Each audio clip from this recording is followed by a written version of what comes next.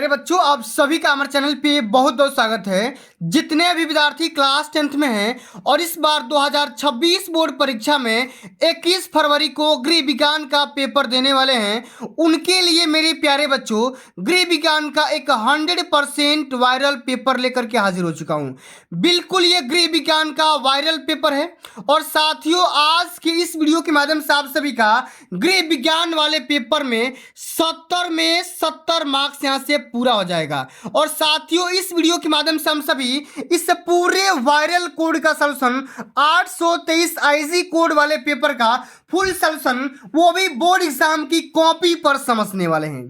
तो topper copy कैसे लिखते हैं, कौन सी गलतियां आप सभी को नहीं करना है और एकदम इसी तरीके से कॉपी लिखोगे, पूरा तरीका बताऊंगा किस तरीके से कॉपी का फ्रंट पेज भरना है, चाहे थ्योरी हो चाहे न्यूमेरिकल हो, किस तरीके से क्वेश्चन को बना करके सॉल्व कर सकते हो, एकदम अच्छे तरीके से बेहतरीन ढंग से बताने वाला हूं जो कि YouTube पे कोई नहीं बताता है। और मेरे प्यारे साथियों 21 फरवरी को सुबह में ये पेपर छप करके यही आने वाला है, क्योंकि ये पूरा पेपर साथियों वायरल हो चुका है, पूरा पेपर लीक हो चुका है। और मेरे प्यारे साथियों बिल्कुल आज के इस वीडियो के माध्यम से गृह विज्ञान वाले पेपर में आप सभी का 70 में 70 मार्क्स यहां से पूरा होने वाला है। तो जैसे ही पेपर साथियों मिलेगा, सबसे पहली चीज यहां पर अपना अनुक्रमांक भर देना और यहां पर अपना नाम वगैरह सब कुछ एकदम अच्छे तरीके से भर देना।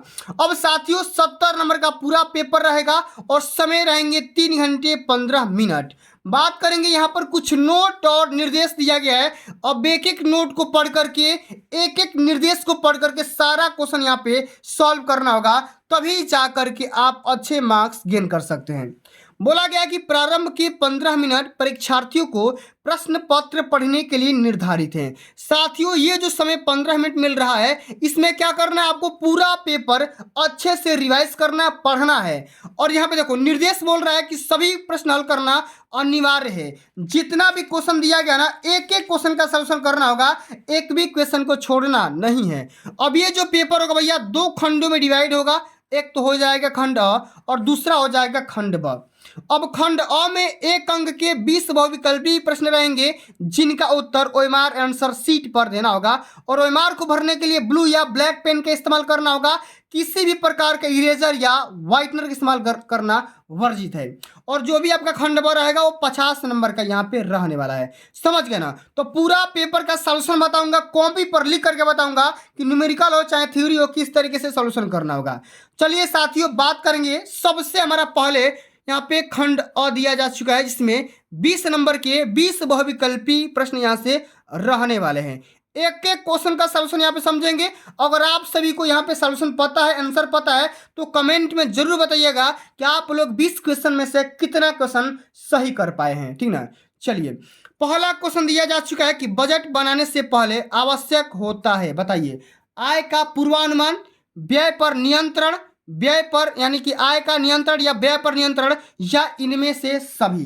तो बजट बनाने से पहले हमें कौन कौन सी चीजें एकदम पता होनी चाहिए? तो सबसे पहले भैया हमें आय का पूर्वानुमान पता होना चाहिए, हमारा इनकम कितना हो रहा है इसकी जानकारी होनी चाहिए। ठीक ना? और साथ में हम व्यय को कंट्रोल कर सकते हैं, इसलिए हम क्या करते हैं, पारिवारिक बजट बनाते हैं, ताकि हम अपने आय का साथ में व्यय का, ठीक ना, और साथ में हम अपने बचत का ध्यान रख सकेंगे, उसका हम नियंत्रण कर सकेंगे, और साथ में हम अपनी नीड को पूरा कर सकेंगे।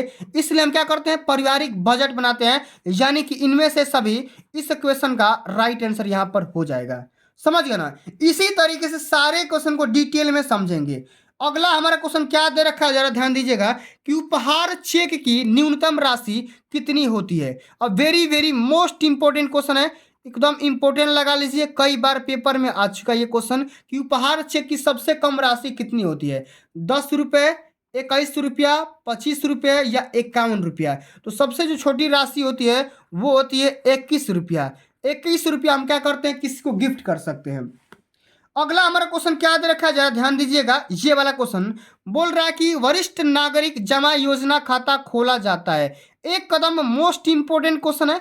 अब की बार पेपर में सीधा सीधा ये क्वेश्चन टकराने वाला है कि वरिष्ठ नागरिक जमा खाता योजना कब खोला जाता है, 60 वर्ष के उपरांत, 69 वर्ष के पूर्व, 50 वर्ष से पूर्व या 21 वर्ष के बाद में। तो वरिष्ठ नागरिक जमा योजना खाता साथियों वो 60 वर्ष के बाद खोला जाता है। जिसकी उम्र 60 वर्ष से अधिक होती है ना, वही ये खाता खोल सकते हैं। पहला वाला जो ऑप्शन दिखाई दे रहा है एक कदम यहाँ पे बिल्कुल राइट आंसर हो जाएगा। इसी तरीके से खंड अ और खंड ब दोनों सेक्शन का सॉल्यूशन समझेंगे और पूरा जो ये पेपर लीक हुआ है, पूरा पेपर लीक एकदम वायरल पेपर का सॉल्यूशन देख करके जाएंगे। बोर्ड एग्जाम के पेपर में धुआं इस बार कर देना है, समझ गए ना। चलिए बात करेंगे, अगला हमारा क्वेश्चन दिया गया है कि जल की कठोरता को दूर की जा सकती है। बताइए जल की कठोरता को कैसे दूर कर सकते हैं? सोडा तथा चूना डाल करके, नमक डाल करके, छान करके, या ब्लीचिंग पाउडर के माध्यम से। अब जल्दी से इस क्वेश्चन का राइट आंसर बता दीजिए। तो साथियों जल की कठोरता को दूर करने के लिए हम क्या करते हैं? सोडा और चूना डाल करके हम जल की कठोरता को दूर करते हैं। पहला वाला ऑप्शन यहाँ पे बिल्कुल करेक्ट आंसर हो जाएगा। जितना क्वेश्चन बता रहा हूं सारे के सारे क्वेश्चन एकदम वायरल हो चुके हैं। सभी क्वेश्चन को एकदम अभी से रट्टा मार लीजिए, अब की बार 95% पार, ठीक ना। चलिए अगला क्वेश्चन क्या दे रखा है कि बीसीजी का टीका किस रोग की रोकथाम के लिए लगाया जाता है? कर्णफेर, तपेदिक, पोलियो या मलेरिया। तो साथियों बीसीजी का जो टीका लगाया जाता है ना, वो तपेदिक वाले ग्रसित वाले रोगों के से बचाने के लिए हम क्या करते हैं? बीसीजी का टीका लगाते हैं, ठीक ना। तो सेकंड वाला ऑप्शन क्या हो जाएगा? यहाँ पे करेक्ट आंसर हो जाएगा, समझ गए ना। चलिए अगला क्वेश्चन क्या दे रखा है जरा ध्यान दीजिएगा। एक एक क्वेश्चन इंपॉर्टेंट है, सभी क्वेश्चन को एक कदम अच्छे से तैयार कर लीजिए।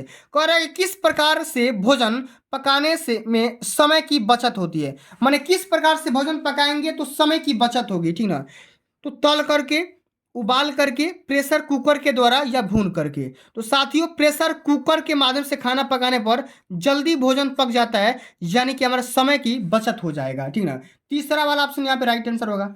अगला है क्वेश्चन कि किस अवस्था में कूल्हे का अस्थिभंग अधिक होता है? कूल्हा मतलब जो भी आपका ठेहुना होता है, पैर होता है ना, उसको हम क्या बोलते हैं? उसको कूल्हा बोलते हैं। बाल्यावस्था में, किशोरावस्था में, वृद्धावस्था में, या इनमें से कोई नहीं। तो किस अवस्था में कूल्हे का अस्थिभंग सबसे ज्यादा होता है बताइए? तो होता है वृद्धावस्था में। जब इंसान पुराना हो जाता है, बीमार हो जाता है, मतलब बूढ़ा हो जाता है, तब हम क्या करते हैं? उसके अस्थिभंग का जो माने प्रायिकता होता है वो ज्यादा बढ़ जाता है, समझ गए। अगला हमारा क्वेश्चन साथियों पूछा गया ये वाला क्वेश्चन जरा ध्यान दीजिएगा कि ठंडे स्पंज में क्या प्रयोग करना चाहिए? एक कदम इंपॉर्टेंट क्वेश्चन है, इसको तैयार कर लीजिएगा। बर्फ का पानी, बर्फ या ताज़ा पानी, या घुली हुई बर्फ का पानी। तो ठंडे स्पंज में साथियों ताजे पानी का इस्तेमाल करना चाहिए। तीसरा वाला ऑप्शन यहाँ पे बिल्कुल राइट आंसर हो जाएगा। एक एक क्वेश्चन इंपॉर्टेंट है, सभी क्वेश्चन को अच्छे से तैयार करना है, समझ गए। अगला क्वेश्चन हमारे साथियों पूछ रहा है कि यदि 6 लीटर दूध का दाम 300 रुपया है तो 3 लीटर दूध का दाम निकालिए, कितना होगा बताइए। तो 6 में हम क्या कर देंगे? आधा कर देंगे भाई। 3 लीटर का पूछा है तो 150 हो जाएगा आराम से, बिल्कुल यहाँ पे। या हम 300 डिवाइड बाई 6 कर देंगे तो 1 लीटर का दाम कितना आ जाएगा? 50 रुपया। और यहाँ पे बोला गया 3 लीटर का निकालने के लिए 3 से गुणा कर देंगे तो 50 थी है, 150 रुपया निकल करके आ सकता है। ये तो भाई आप लोग आसानी से कर सकते हो, इतना तो बुद्धिमान आप लोग हो ही गए हो। अगला हमारा क्वेश्चन क्या दे रखा है जरा ध्यान दीजिएगा ये वाला क्वेश्चन कि निम्न में से कौन सा साफ तरल आहार है? दाल, मूंग की खिचड़ी, मैंगो शेक, या फलों का रस। तो साथियों साफ तरल आहार कौन सा है ये आपको बताना होगा। ये हो जाएगा फलों का रस। तीसरा वाला ऑप्शन क्या हो जाएगा? यहाँ पे करेक्ट आंसर हो जाएगा, समझ गए ना। अगला हमारा क्वेश्चन क्या दिया गया है कि नील का प्रयोग किस वस्त्र पर करते हैं? रेशमी वस्त्र, ऊनी वस्त्र, सफेद सूती वस्त्र, या रंगीन वस्त्र। तो नील का इस्तेमाल हम किस वस्त्र पे करते हैं? तो सफेद प्रकार के सूती वस्त्रों में नील डालते हैं। माने तीसरा वाला ऑप्शन क्या हो जाएगा? एक कदम यहाँ पे करेक्ट आंसर हो जाएगा। एक एक प्रश्न का सॉल्यूशन देखिए, अब की बार आप ही टॉपर बनोगे, ठीक ना।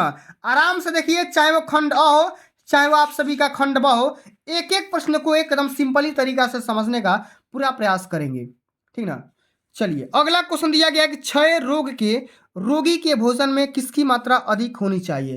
कैलोरी यानी ऊर्जा की, जल की, खनिज लवण की, या इनमें से कोई नहीं।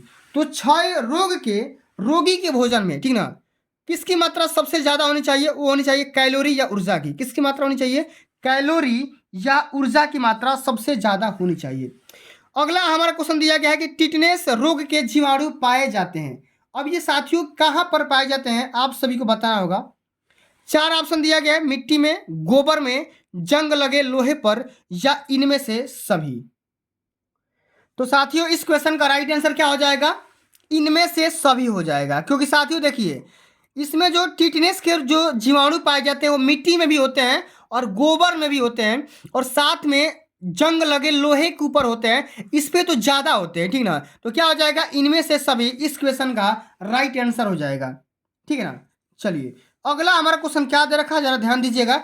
एक एक क्वेश्चन को एक कदम अच्छे तरीके से तैयार करके चले जाते हैं तो बोर्ड एग्जाम के पेपर में आप सभी का बल्ले बल्ले हो जाएगा और 95% पाने का सपना बिल्कुल एकदम साकार होगा, ठीक ना।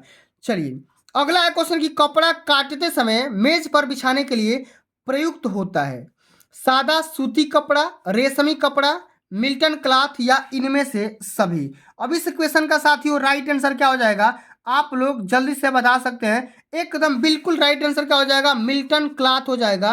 तीसरा वाला जो ऑप्शन दिखाई दे रहा है बिल्कुल यहाँ पे राइट आंसर हो जाएगा, समझ गए। अगला हमारा क्वेश्चन इससे भी ज्यादा खतरनाक क्वेश्चन है कि सिलाई में प्रयुक्त गुनिया का आकार कैसा होता है? एस आकार का, एल आकार का, के आकार का या इनमें से कोई नहीं।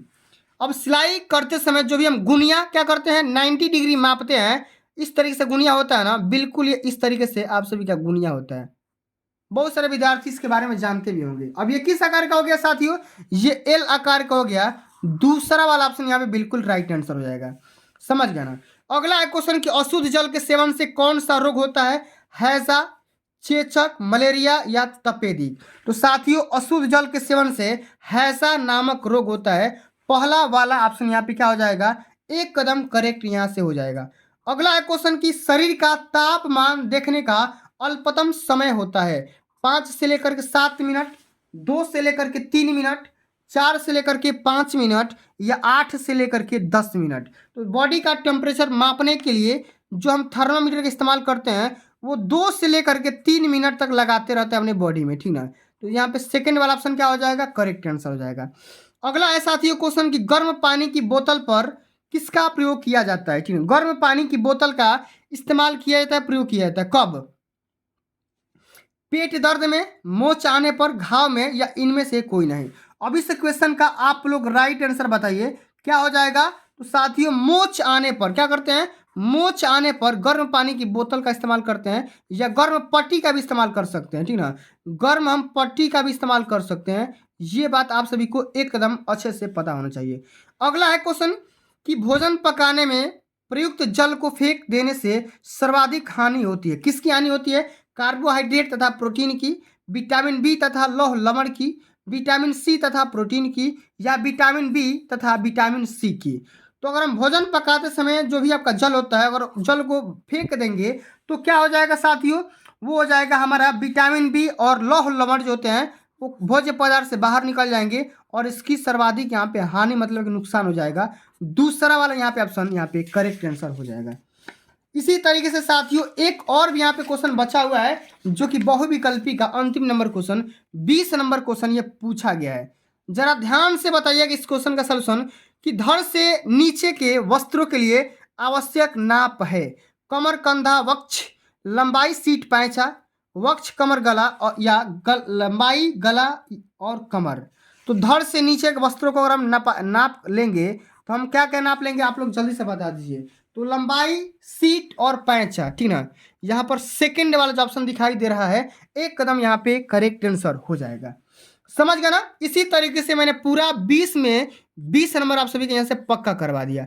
अब साथियों जो अगला सेक्शन होता है ना ये वाला सेक्शन वो 50 नंबर का पूछा जाता है। जो भी आपका खंड अब आता है वो 50 नंबर यहाँ से और 20 नंबर यहाँ से कुल मिलाकर के 70 नंबर आप सभी का लिखित होता है और साथ में भैया 30 नंबर तो प्रैक्टिकल मिल जाएंगे। 30 नंबर तो प्रैक्टिकल से मिल जाएंगे। तो प्रैक्टिकल के लिए आपको कोई चिंता करने की बात नहीं है, वो तो भैया स्कूल वाले 30 में 30 दे देंगे, ठीक है ना, परेशान नहीं होना है। चलिए आगे देख लेते हैं, निर्देश पढ़ेंगे सबसे पहले कि प्रश्न संख्या 21 से लेकर के 26 तक अति लघु उत्तरीय प्रश्न दिए गए हैं और प्रत्येक प्रश्न का उत्तर मैक्सिमम 25 शब्दों में देना होगा, लिखना होगा। चलिए पहला क्वेश्चन इसमें क्या बोल रहा है, किस नंबर क्वेश्चन, कि 2500 रुपये मासिक आय वाला व्यक्ति यदि बच्चों की शिक्षा पर 20% व्यय करता है या करना चाहेगा तो उसे कुल कितना रुपया प्रति माह खर्च करना होगा, ये आपको बताना होगा। समझ गया ना। चलिए, तो बिल्कुल एकदम सिंपल सा क्वेश्चन है, हलवा क्वेश्चन है। कैसे करेंगे जरा ध्यान दीजिएगा। सबसे पहले कॉपी में लिखने का तरीका पता होना चाहिए, इसका सॉल्यूशन कैसे करेंगे। तो यहाँ पे लिख देंगे खंड ब वर्णात्मक प्रश्न, और यहाँ पे लिख देंगे अति लघुत्तरीय प्रश्न और प्रश्नोत्तर संख्या 21। इतना लगा देंगे, कहीं से कोई दिक्कत नहीं दिक्कत। अब जो भी डाटा दिया गया है ना क्वेश्चन में, वो डाटा आप लोग यहाँ पे लिख लीजिए। सबसे पहले लिख लीजिए कि व्यक्ति की मासिक आय। अब व्यक्ति की मासिक आय कितनी है, 2500 रुपये है। बच्चों की शिक्षा पर खर्च कितना कर रहा है, तो 2500 का 20% वो खर्च कर दे रहा है। तो 2500 गुणे का मतलब हो जाता है गुणा, और परसेंट का मतलब हो जाएगा 1/100 यानी कि 20/100।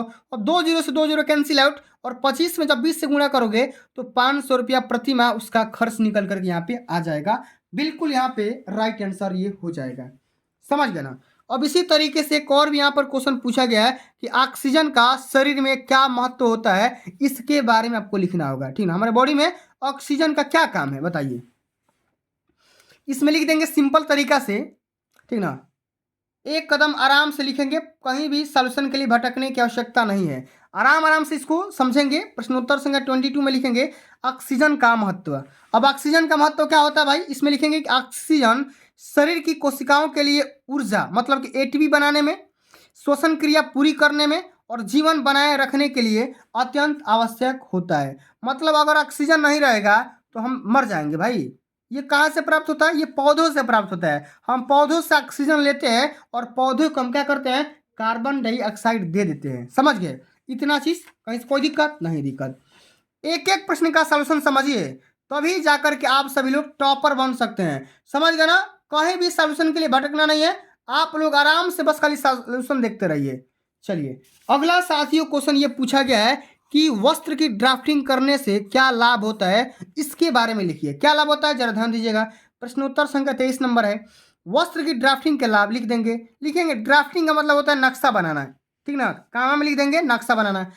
ड्राफ्टिंग से कपड़े की सही माप लेकर कमीज, पैंट आदि की सटीक फिटिंग की जाती है या कटिंग की जाती है, जिसके माध्यम से वस्त्र सही फिटिंग का बनता है और बर्बादी कम होता है। ठीक ना, और बर्बादी नुकसान मतलब कम होता है, इसलिए हम क्या करते हैं, ड्राफ्टिंग करते हैं। ठीक है, अगला हमारा क्वेश्चन क्या पूछा गया है कि तरकारियों के छिलके छिलने से क्या हानियां होती है, इसके बारे में लिखिए। ठीक ना, तरकारी को छीलने से हमें क्या नुकसान होता है, इसमें लिखेंगे कि छिलके छिलने से सब्जियों के छिलकों में मौजूद फाइबर, विटामिन, खनिज और एंटीऑक्सीडेंट्स नष्ट हो जाते हैं। सभी क्या हो जाते हैं, फाइबर, विटामिन, खनिज क्या हो जाएंगे, नष्ट हो जाएंगे। और जब नष्ट हो जाएंगे तो जिसके माध्यम से पोषण मूल्य कम हो जाएगा, पोषण हमारा प्राप्त नहीं हो पाएगा। समझ गए ना। इस तरीके से एकदम अच्छे से कॉपी का सॉल्यूशन अगर आप करते हैं तो बोर्ड एग्जाम में टॉपर भैया आप ही बनोगे। समझ गए। अगला हमारा क्वेश्चन क्या दे रखा है जरा ध्यान दीजिएगा।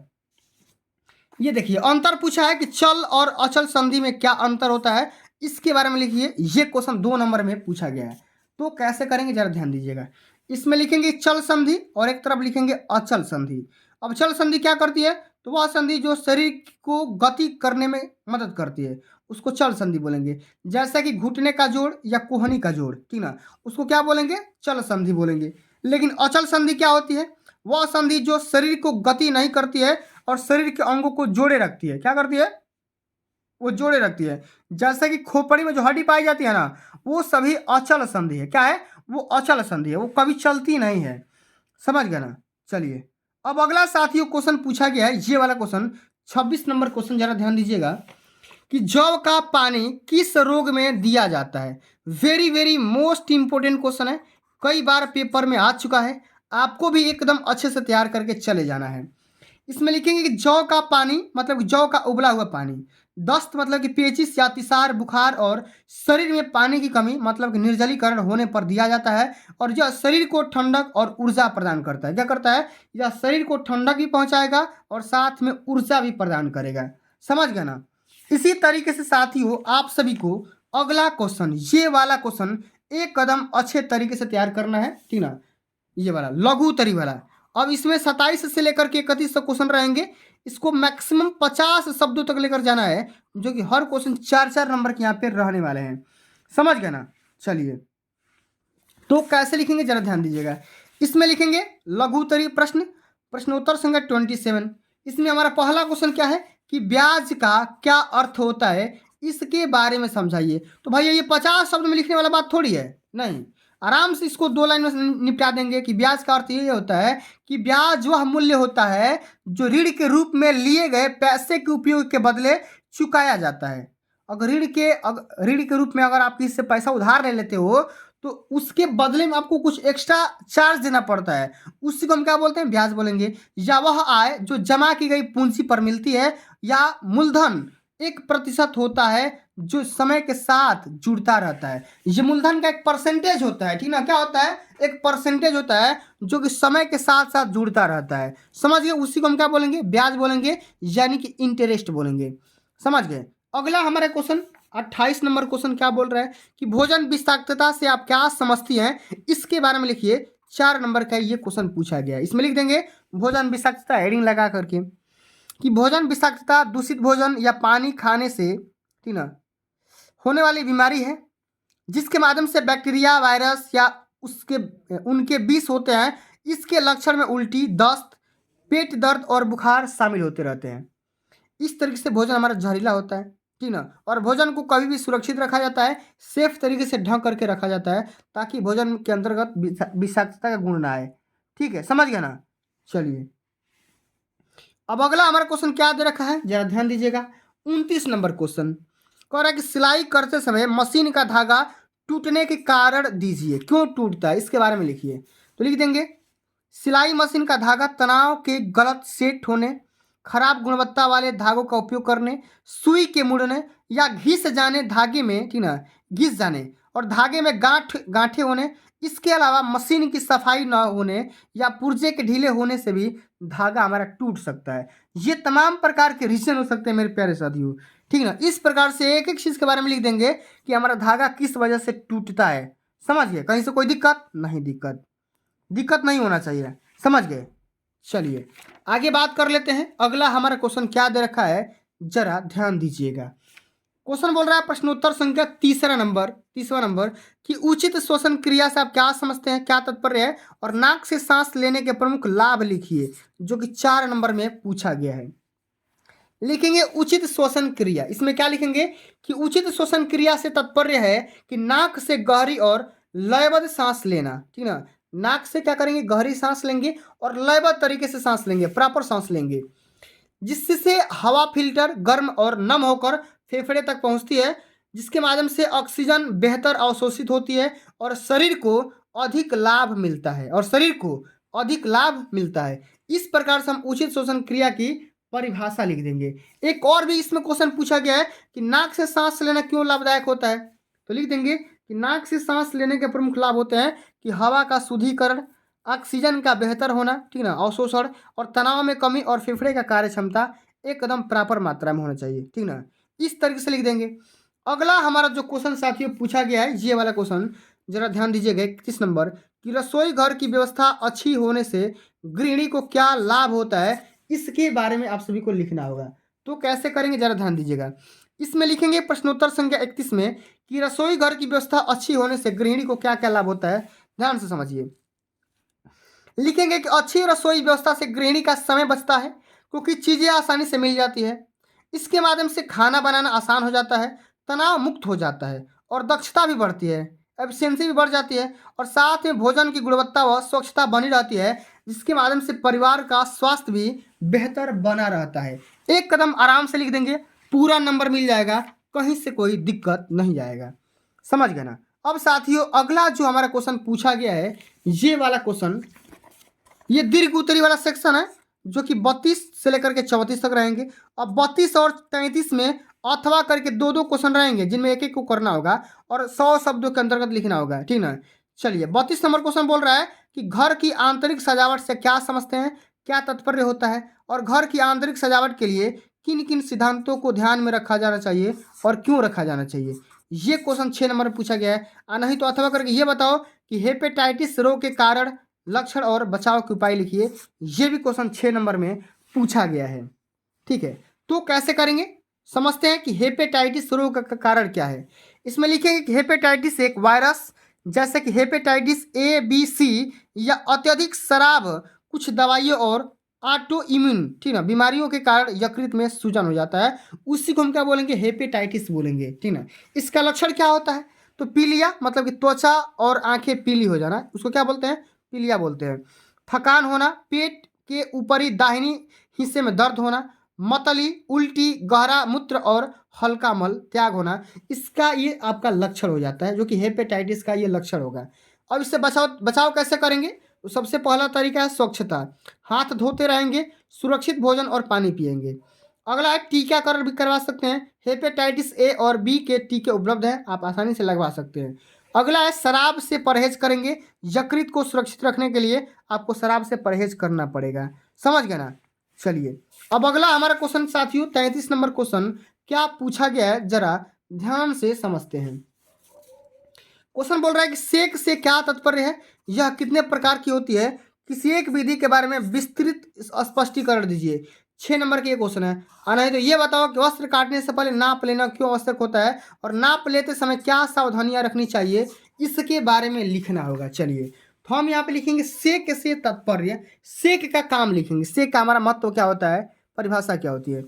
सेक एक प्रकार का गर्म या ठंडा कपड़ा या थैली होती है जिसके माध्यम से शरीर के किसी विशेष हिस्से पर रखकर दर्द, सूजन या ऐंठन को कम किया जाता है और रक्त संचार बढ़ाया या घटाया जा सकता है सेक के माध्यम से, समझ गए। अब सेक कई प्रकार का होता है, एक होता है सेक गर्म सेक होता है, एक ठंडा सेक होता है। तो गर्म सेक जो होता है इसमें गर्म पानी में भिगोए कपड़े या हीटिंग पैड का इस्तेमाल करेंगे और ठंडा सेक में क्या करेंगे बर्फ या ठंडे पानी में भिगो भिगो करके कपड़े का इस्तेमाल कर सकते हैं, ठीक ना। अब कौन कौन सी विधि होती है विधि, इसमें लिखेंगे एक साफ तौली ले और उसे गर्म पानी में भिगोए।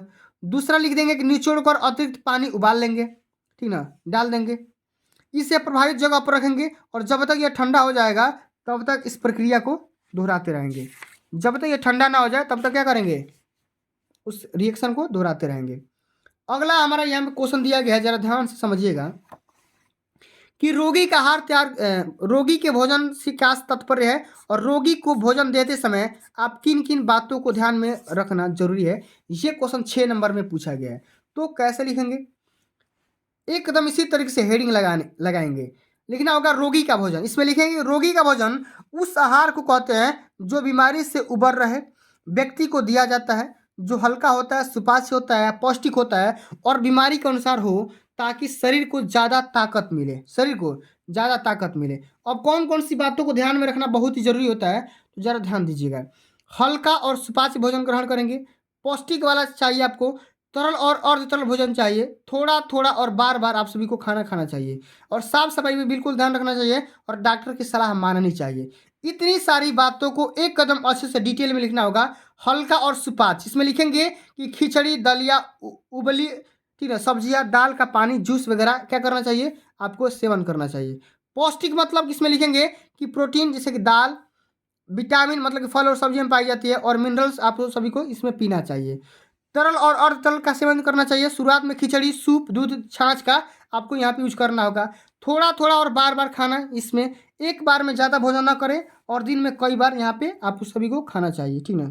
चलिए अगला है साफ सफाई का ध्यान रखेंगे, तो भोजन साफ सफाई और ताज़ा एकदम होना चाहिए। डॉक्टर की सलाह में लिख देंगे, डॉक्टर के बताए गए आहार का पालन करेंगे, जो भी डॉक्टर बताया गया है उसके बारे में एकदम अच्छे तरीके से नॉलेज रखेंगे, उसकी बातों को ध्यान में रख करके सारा यहाँ पे चीज़ों को लिख देंगे। तो चलिए साथियों इस तरीके से आप सभी को गृह विज्ञान की कॉपी का सलूशन करना होगा। अगर आप इस तरीके से गृह विज्ञान कॉपी का सलूशन करके आ जाते हो तो मैं पूरे यकीन के नहीं पूरा मैं दावा के साथ बोल सकता हूँ कि बोर्ड एग्जाम के पेपर में 95% मार्क्स आप सभी का कोई माई का लाल रोक नहीं पाएगा, इस बात की मैं पूरी गारंटी ले सकता हूँ। तो चलिए बच्चों आज के लिए बस इतना ही। अगर ये वीडियो आप सभी को अच्छी लगी होगी, हेल्पफुल लगी होगी तो वीडियो को एक प्यारा सा लाइक कर देना, जितना हो सकेगा वीडियो को आप लोग शेयर कर देना, चैनल पे अभी तक नए होंगे तो सब्सक्राइब वगैरह भी कर देना और आगे और भी वीडियो चाहिए तो आप लोग कमेंट करके बताइएगा कि किस विषय पे आपको वीडियो चाहिए, आप अपना फीडबैक जरूर दीजिएगा। चलिए साथियों मिलते हैं अगली वीडियो में, तब तक के लिए जय हिंद, जय भारत, वंदे मातरम।